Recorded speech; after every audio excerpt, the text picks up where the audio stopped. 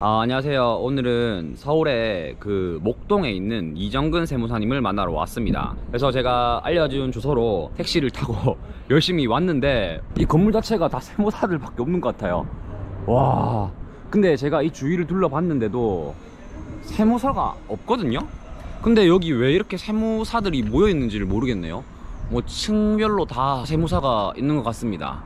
가서 여기 왜 세무사들이 모여 있는지 좀 물어보고, 또 오늘 또 궁금한 게 있어서 또 몇 가지 또 물어보도록 하겠습니다. 짜잔! 오늘 세무회계 화담 이정근 세무사님을 만나러 왔습니다. 우선 사무실부터 구경을 해보도록 하겠습니다. 오늘은 그 5월 끝나고 나서 직원들은 쉬라고 하신 것 같아요. 뭐 제가 유튜브 찍는다고 해서 안 오게 한 건지는 모르겠고. 안녕하세요. 안녕하십니까. 오늘의 주인공 이정근 세무사님입니다. 사무실을 좀 구경해 볼게요. 제가 아는 형님인데 역시 형님의 뭔가 성격과 맞게 사무실이 깔끔하고, 와, 그리고 책상도 엄청 좋아요. 여기가 건물이 꽤 오래됐다고 하는데 다 리모델링 직접 하셔가지고 안은 되게 깔끔하고 좋아요. 역시나 서류, 철 관련된 부분이 이렇게 있고, 저쪽에 보시면 자격증도 되게 많습니다. 오늘 이정근 세무사님을 모시고 이정근 세무사님의 업무에 대해서 좀 궁금한 게 있어서 또 물어보도록 하겠습니다. 오늘은 여기가 목동 맞죠? 목동이죠. 목동에 있는 이정근 세무사님을 모시고 또 궁금한 거를 좀 몇 개 물어보려고 합니다. 안녕하세요. 오늘 출연하셨는데 자기소개 좀 부탁드리겠습니다. 네, 안녕하세요. 저는 53기 세무사고 서울시 양천구에 개업해서 세무사 사무실을 운영하고 있습니다. 저랑 동기예요, 동기. 맞죠? 그렇죠. 그 수습하면서 직접 본 적은 없지만, 알고 보니까, 동기 세무사였습니다. 그래서 오늘 또 이정근 세무사님을 좀 파헤쳐 보려고 하는데, 세무사님이 제가 알기는 그 기장보다는 재산 쪽 위주로 일을 하시고, 또 되게 일도 많이 하시고 또 전문이라고 들어가지고 제가 좀 그 부분을 또 궁금해가지고 좀 물어보려고 합니다. 첫 번째로는 기장보다 재산 쪽 일을 많이 하신다고 하시는데 어떻게 하다가 재산 쪽 전문으로 일을 하시게 되신 건가요? 아무래도 세무사가 처음 됐을 때 다들 좀 막연한 것도 있고, 그렇죠. 그리고 제가 이런저런 선배들한테 얘기도 듣고 주위 동기들 그 얘기도 듣고 해봤더니 그 기장은 이제 기본으로 다 할 줄 알아야 된다는 얘기를 진짜 많이 들었어요. 그렇죠. 그래서 이제 다들 그걸로 준비를 하는데, 저도 일할 회사를 찾다가 우연히 이제 다솔이라는 회사를 알게 됐는데 그 회사의 본점은 특이하게 그 재산 위주의 업무가 많이 있었어요. 그래서 이제 저한테는 그게 과연 이게 나한테 득이 될 거냐 실이 될 거냐 고민이 많았는데, 왜 늘 그런 성향들 있잖아요. 모두가 가지 않는 길을 꼭 가야 하는. 그렇지. 그런 고집을 피우는 특이한 그런 성향이 조금 있었어가지고 한번 도전을 해봤던 건데, 다행히 또 이제 그 했던 게 뭐 서울 쪽이랑 전국 쪽으로 이제 부동산 경기가 화랑이 되면서 시기적으로 잘 맞았던 것 같아요. 운이 좋았다고 볼 수 있죠. 수습을 하다가 재산 쪽 업무에 손을 대게 됐고, 당연히 수습할 때 배운 게 그게 주니까 나와서도 재산 쪽 업무를 많이 하시게 되었구나. 저 같은 경우는 사실 재산에 손을 안 대요. 네. 왜냐하면 머리 아프니까. 공부하기 그렇죠. 싫어요. 저도 아픕니다. 그리고 재산 업무란 어떤 걸까요? 뭐 기장 업무라는 거는 아마 제가 말씀을 드려서 대략적으로는 알 거예요. 뭐 기장 업무 같은 경우에는 사업자분들의 장부를 만들어 드리고 그 외의 업무, 사업과 관련된 업무를 도와드리는 거를 기장이라고 하지만, 재산이라고 하면 뭐 어떤 게 있을까요? 그렇게 생각하면은 좀 이해가 쉬울 것 같아요. 그 세무사는 어쨌든 세금에 대한 이슈들을 다뤄주는 대리인들인데, 저희가 만나는 사람들의 폭이 큰 틀에서 보면 이제 소득이 많거나 재산이 많거나 그 두 가지 분류로 이제 나눠볼 수 있다고 보는데, 소득이 많은 분들이 지금 방금 말씀하신 뭐 법인이든 소득이든 뭐 범세, 소득세, 부가세 이런 세목들을 관리해 준다고 보시면 되고, 그렇죠. 이제 소득이 많으신 분들이 또 이제 재산이 누적돼서 뭐 집도 사고 뭐도 사고 하시겠죠. 그런 것들을 관리해 주는 게 이제 재산 쪽 업무라고 보시면 되는데, 세목이라고 치면 뭐 양도세, 상속세, 증여세, 종부세, 재산세, 취득세 뭐 이런 세목들을 다루고 있다고 보시면 이해가 좀 편하지 않으실까요? 네. 진짜 깔끔하게 정리했어요. 뭐 저는 좀 난잡하게 얘기한 것 같은데, 기장 업무와 재산 업무에 대해서 소득으로 구분해가지고 설명을 아주 잘 해주신 것 같습니다.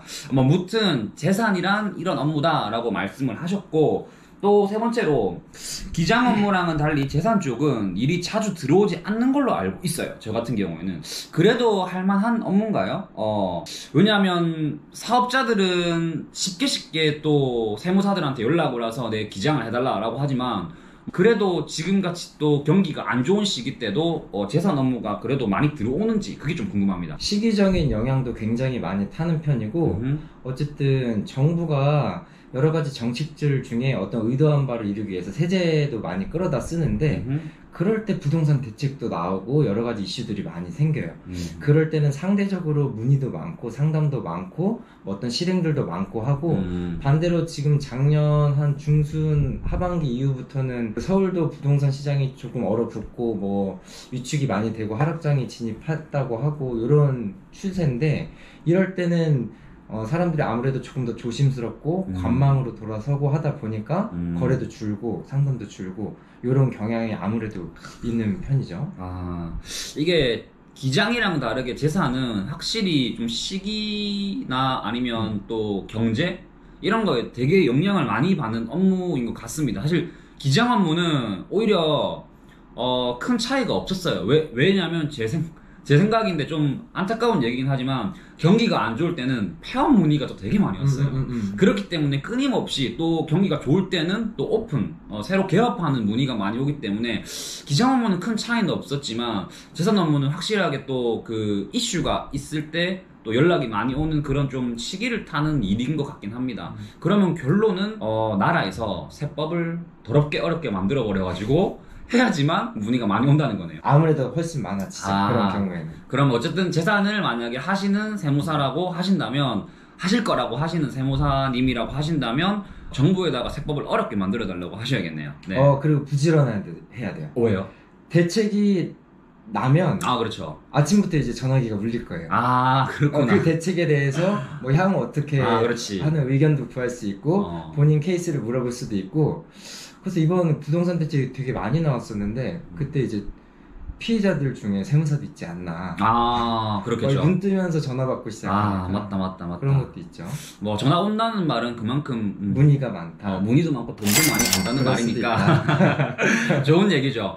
그리고 또 조금 연장된 얘기인데 재산 업무 같은 경우에는 사실 일회성이 되게 많을 것 같아요. 왜냐하면 뭐 상속도 한 번 하는 거고 뭐 양도나 증여도 사실 살면서 뭐 수십 번 하는 건 아니다 보니까 업체가 한 번으로 끝나는 것 같긴 한데 이분들이 뭐 소개를 해주나요? 아니면 그냥 아예 생판 모르는 분들이 계속 연락이 오시는 건가요? 루트는 이제 많기는 한데 기장 용역이라는 거는 과세기간이 1년 단위로 계속 그렇죠. 발생하다 보니까 계속 관리가 들어가고 이런 안정적인 측면이 있는데 재산은 그런 게 아니고 뭐 살다가 한 번을 해볼지 안 해볼지 뭐 이거 그렇죠. 모르는 세목이다 보니까 일회성이고 단타적인 성향이 있어요. 대신 이제 단위가 뭐 이를테면 20-30년 누적된 어떤 소득을 한 번에 자본이득을 한 번에 과세를 하는 거다 보니까 단위 자체가 크기도 하고 그 단위 자체는 수수료?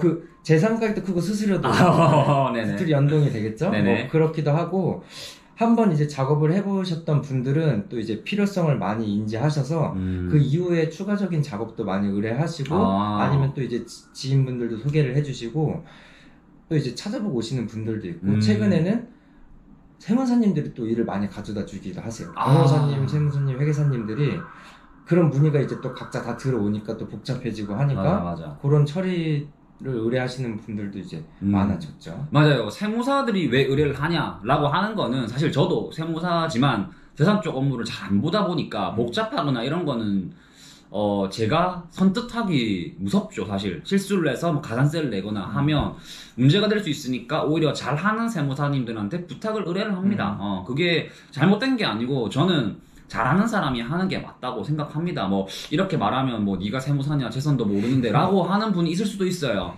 근데 뭐 제가 그렇게 업무의 방향을 그렇게 길을 잡았으니까 뭐 어떡하겠습니까. 세무사가 혼자 있는 일도 아니고 혼자 하는 일도 아니고 뭐 같이 협업해서 하는 게 맞다라고 생각이 듭니다. 또 네 번째 재산 업무는 해당 업무 지역을 가리지 않냐 아니면 뭐 지방도 하냐 꼭 여기만 국한되냐 서울만 국한되냐 뭐 어떤 것 같아요. 제가 얼마 전에 형님이 연락 왔거든요.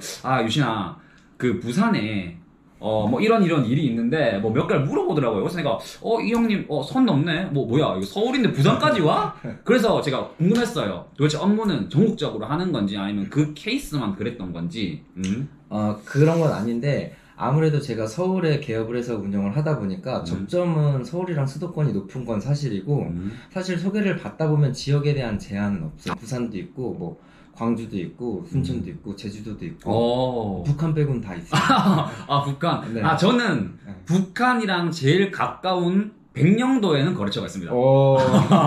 직접 만나보진 않고 또 유선상으로 이렇게 상담을 하고 기장 업무를 도와드리고 있기 때문에 기장이랑 똑같이 지역이랑 상관없이 맡길 수 있는 것 같다. 요즘에는 점점 기장도 그렇고 재산도 그렇고 조금 더 시공에서 자유로울 수 있는 업무 환경이다 보니까 좀 제한이 많이 없는 것 같긴 합니다. 그리고 또 서울 쪽 재산 업무가 많은가요?